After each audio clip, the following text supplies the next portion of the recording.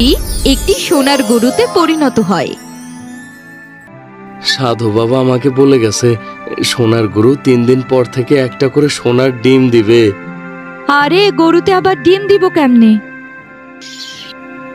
এরপর প্রতিদিন সকালে একটা করে সোনার ডিম দেয় গরু, আর সেই ডিম বিক্রি করে করিম বড়লোক হয়ে যায়।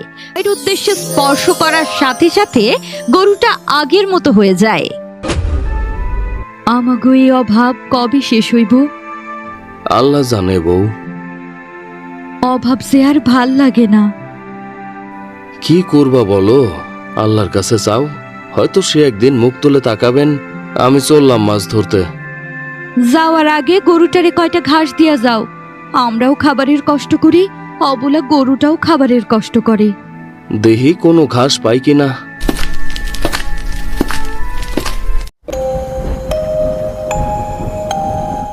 বন্ধুরা, চ্যানেলটি সাবস্ক্রাইব করে পাশে থাকা বেল আইকনটি বাজিয়ে দাও এবং কমেন্ট করে জানাও আমার ভিডিও তোমাদের কেমন লাগে।